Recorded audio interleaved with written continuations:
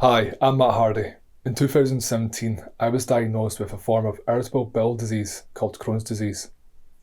My condition worsened, and in my case, I had to get emergency surgery to save my life, resulting in a stoma bag. I have what's called an ileostomy. This is when your small bowel is brought out and stitched to the surface of your stomach. This is what's called an ostomy. And now the channel of where food is digested is rerouted to the stomach. To contain this output, I need to wear something called a stoma bag. In my years of having a stoma bag and an ileostomy, I have rarely met others that also need to wear a stoma bag.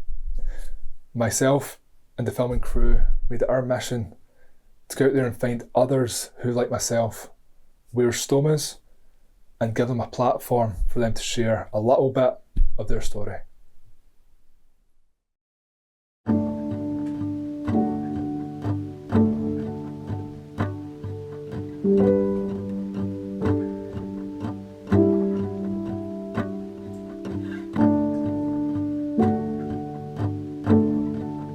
My name is Nicola James and I celebrate my 19th year of having stoma surgery. My background, I was an intensive care nurse. I left the bright lights in the big city of Dublin and I ended up in the bright lights in the big city of London to train as a nurse. There's different types of stomas. So there is a colostomy, an ileostomy, and obviously the word ostomy means opening. So you can have a tracheostomy. Ostomy is just a Latin term for opening.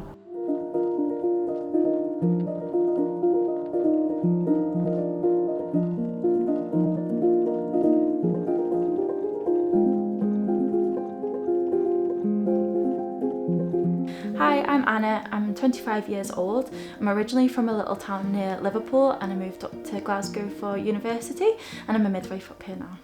So I've got a stoma. I've had two stomas in my life. So the first stoma I had when I was about 6 hours old. So I was just a brand new baby and I got a stoma straight away. I had that reversed when I was 13 years old and then I got it back again when I was 22 years old. So when I was born, my bowel just basically died, so it's called necrotizing enterocolitis, and it basically just means the bowel becomes necrotic and it just is no longer usable. So my abdomen just completely expanded, it ballooned, I went grey in colour and they just had to take me for emergency surgery to remove a good portion of my bowel. So I had that from basically my first day of my life until I was about 13 years old.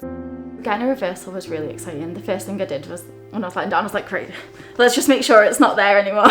And actually the thing I got most excited was wearing normal knickers, which is actually quite funny, but when you've worn supportive underwear for your whole life, to actually wear a pair of knickers that shows your belly button and doesn't constrict your whole abdomen, it's amazing, honestly. It's like a feeling like no other. The first few months were great because I got it in the September, so then October, November, December was Christmas, and then the new year came, so we went on summer holidays in the sort of June time, got to wear bikinis. We were in France and I remember just being able to go in the water. No one really looked at me because I didn't mind my scars. I quite like my scars.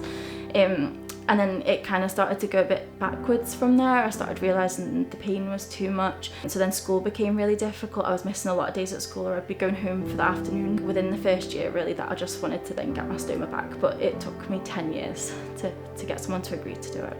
I was so excited when I first got my stoma back. The first thing I did was again, exactly the same as my reversal. I actually just went down and was like, let's just make sure he's definitely done it. I was just excited to then, try out all the different products they have now to recover, get home, just enjoy my life again, really. So I had never experienced a period with a stoma until I got it back.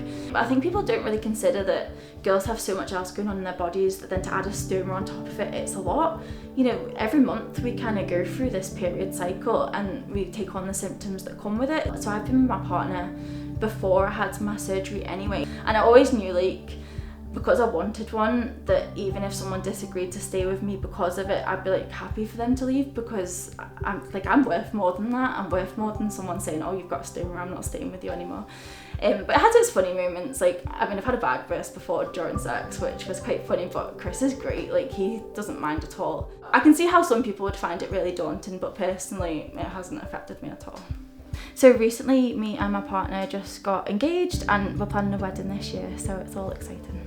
Planning a wedding with a stoma, at first I was like, oh, there's nothing that's going to change. The main issue for me was thinking, how on earth am I going to survive a whole day in a white dress, a white big dress that I then don't want to get anything down me, because I'm just really prone to bag bursts. It's just the way I am, and they don't bother me, but it'll bother me if I'm wearing a white dress. So that bit is kind of scaring me a little bit, but I'm excited for it.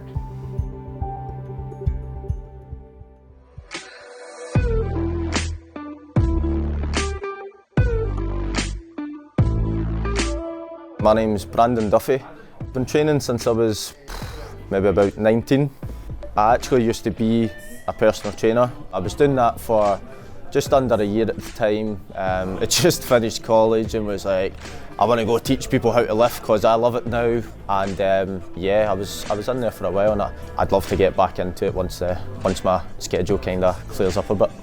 I first realised I had Crohn's and colitis when I was 10 years old. My story was a bit aggressive, and within the space of a month I was going from having like diarrhoea, loose stools.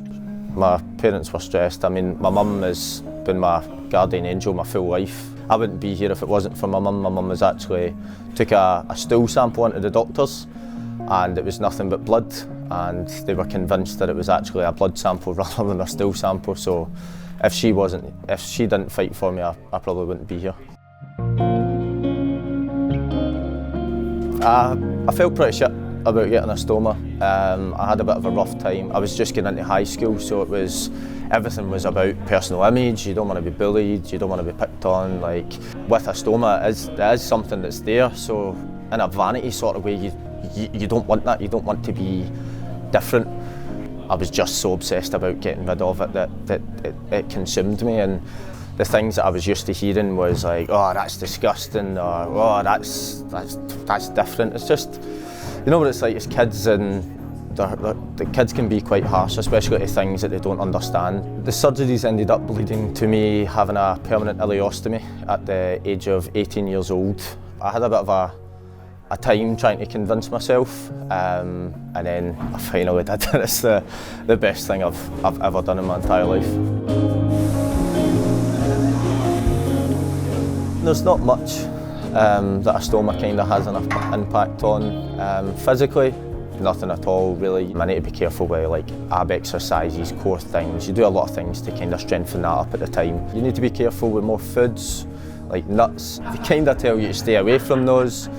Tell you like popcorn, that's like the main one. And I don't even like popcorn, but anytime I go to the cinema I get popcorn, just because I don't like being told what to do. The first person who I'd actually met with a stoma was an older patient at the time when I had my original one, and he was kind of the mentor who was basically made to make me feel a bit better about it. That was my first experience ever meeting anyone with a stoma. I now have a good group of friends who all have stomas, and I think once you open the conversation about stomas and the illness in general, there's people everywhere who have them, so it's really just about talking about it, and you meet people through that. I actually work with a charity now, the Catherine McEwen Foundation, which is a Scottish-based charity who helps people with inflammatory bowel disease as a whole. It's my job to help spread awareness, try and break down the stigma that does surround stomas and just the illness in general. People can get in contact through the charity, through the likes of the Ambassador Group, which is individuals' Instagrams like myself. Mine's is IBDPT. We have people like Steph, who's life with a stoma, and just plain and simple, the Catherine McEwen Foundation. It has a website, a Facebook page, and it has Instagram as well. My stoma gave me the ability to become a mum. And that's probably one of the proudest achievements that I have. To the person who's living with the condition and trying to avoid stoma surgery at all points, that's okay. But at the same point, allow sometimes or be open to the fact that I might feel like this today, but be open to the fact that tomorrow might bring you a better solution with having the stoma. think one of the best things someone with a stoma who is feeling isolated, which is completely natural by the way, there is a lot of folk who will go into themselves when they first get it, and that's absolutely fine. But the best thing you can do is just talk about it. Like, you're never going to feel better about it if you don't address it. Get talking about it, ease in, family, friends, find that wee circle. Everyone who I've met, once they have it, they love it. It really does just give your quality of life back. And if it's for you, then it's for you, and it's really not a bad thing.